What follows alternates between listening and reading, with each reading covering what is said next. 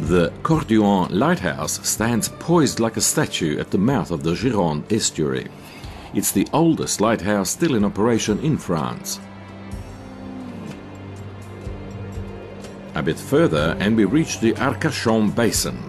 There are two famous cabins here called chonquets.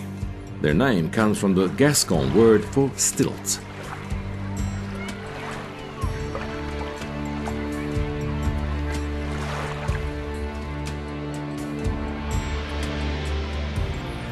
Another site that's impossible to miss, the Pilat Dune.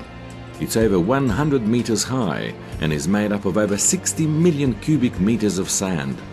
What's less obvious is that 100 years ago, the dune was only 35 meters tall. It moves east at the rate of 4 meters a year, swallowing everything in its path.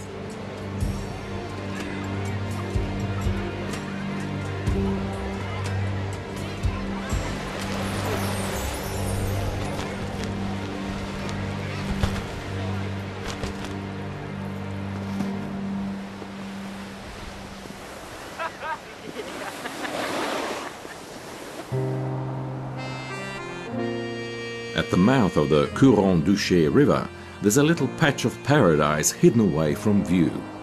This beach stretches for 250 kilometers from Gironde to the Pyrenees.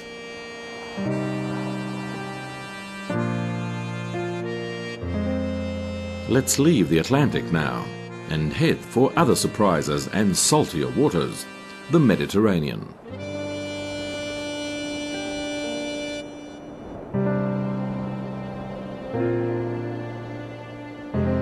To begin, we have the little village of Collioure, tucked out of reach of the north wind. Fort Saint-Elme dominates the harbour, a strategic spot on the Vermilion coast. And just beyond it, the vineyards of Banyuls.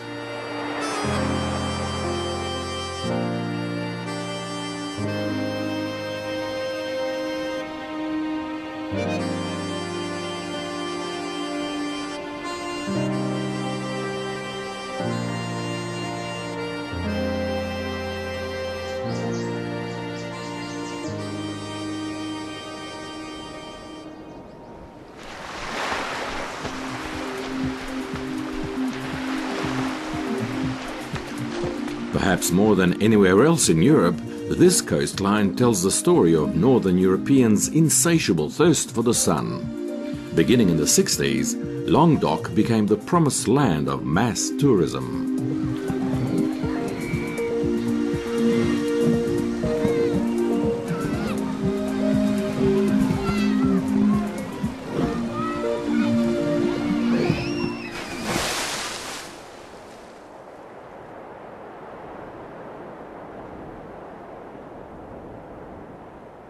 Here in Cap d'Agde is Heliopolis.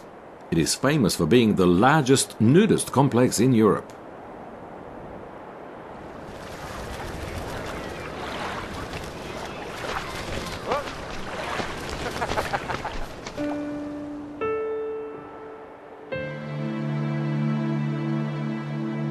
Further east, fresh and salt water mix in this unique village along the Canal du Midi. It's also called the Canal of the Two Seas. 250 kilometers long, it links the Atlantic and the Mediterranean. And then suddenly, like a mirage, La Grande Motte. Founded in the 60s, this seaside resort was created from nothing.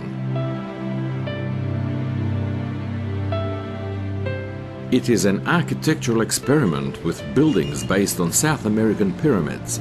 You either like it or you don't, but it's a great concept and a major tourist attraction.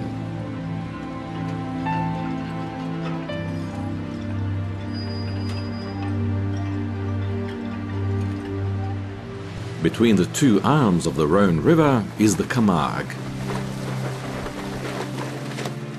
It is one of the rare undeveloped areas along the Mediterranean coast, and because of the Mistral, it's a great spot to go kite surfing.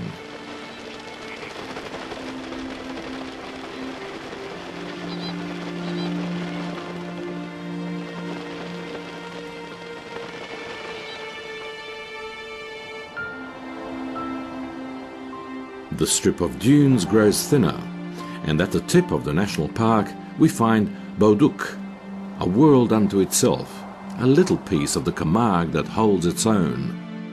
Small shacks right out on the sand, where a few diehards keep saying no to cement.